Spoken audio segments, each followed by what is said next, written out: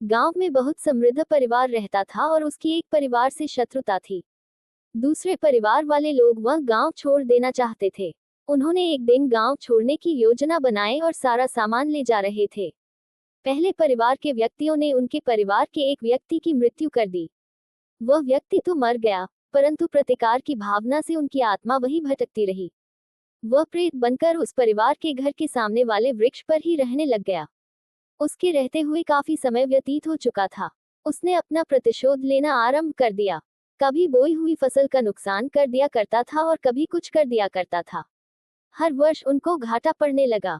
घर के व्यक्तियों का गुजारा बड़ी कठिनाई से होने लगा। धीरे धीरे एक समय ऐसा भी आया कि सभी परिवार के सदस्य भूखे मरने लगे और घर छोड़ने के लिए विवश हो गए। घर के कई व्यक्ति नौकरी करने के लिए घर छोड़कर चले गए, परंतु कमल नामक एक व्यक्ति जो कि पढ़ा लिखा था, कहने लगा, मैं अपनी मातृभूमि को छोड़कर नहीं जाऊंगा, चाहे मुझे कितने ही दुख दर्द क्यों न सहन करने पड़े। मैं यहीं पर ही कृषि करूंगा। तुम लोग जाना चाहते हो तो जाओ। कमल की इन बातों को सुनकर घर के सभी सदस्यों ने उसे मूर्ख कहा। वे अपना सामान लेकर चले गए। अब कमल और उसकी पत्नी ही उस घर में और गांव में अकेले रह गए।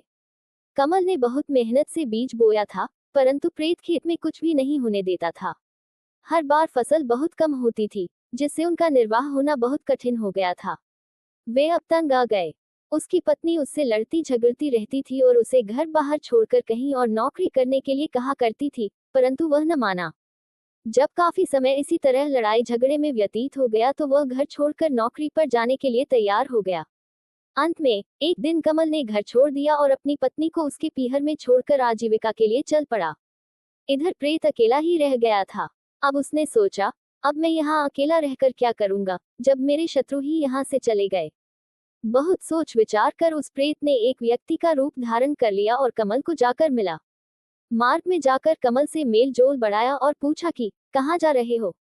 कमल ने कहा, घर से तंग आकर कुछ कमाने धमाने के लिए जा रहा हूँ। कमल ने उस व्यक्ति से पूछा, तुम कहाँ जा रहे हो। ये सुनकर उसने भी वही उत्तर दिया। इस सफर में उनकी मित्रता हो गई।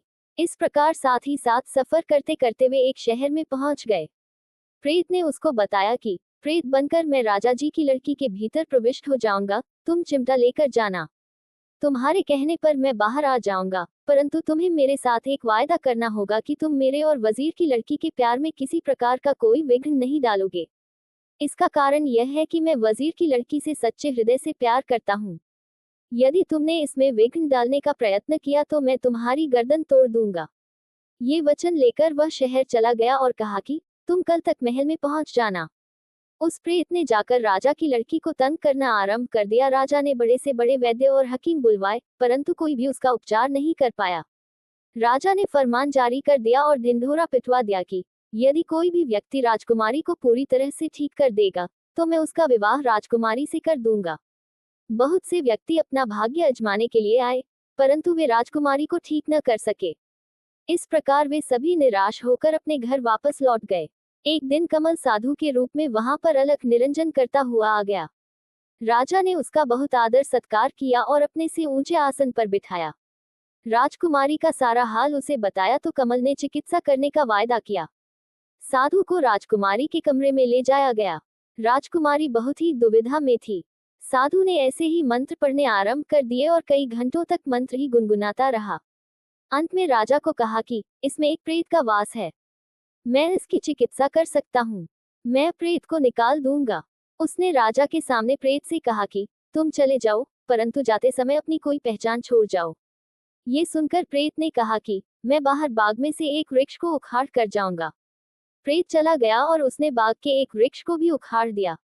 अब कमल का विवाह राजकुमारी से संपन्न हो गया। अब वह आनंददायक जीवन व्यतीत करने लगा। अब उस प्रेत ने वजीर की लड़की को तंग करना आरंभ कर दिया। उसके इलाज के लिए कमल को कहा गया, परंतु कमल ने उपचार करने के लिए इनकार कर दिया। अंत में उसकी किसी ने नहीं सुनी और खींच कर ले गए। कमल ने जाकर प्रेत से कहा, मैं अपनी इच्छा से नहीं आया हूँ, ये लोग मुझे जबरदस्ती ले आए हैं, इसमें मेरा कोई दोष नहीं है। मैंने तो अपना वायदा पूरा करना चाहा था। मुझे किसी भी राज्य अथवा धन की कोई आवश्यकता नहीं है। चलो हम वहीं पर चलते हैं, हमें इनसे क्या लेना देना। यहाँ कोई भी वायदे को निभा नहीं सकता। वे दोनों फिर से अपने मकान में चले गए। वहां प्रेत उसकी सहायता करने लगा और दोनों भरपेट खाना खाने लगे। इस प्रकार यह वर्षों पुरानी शत्रुता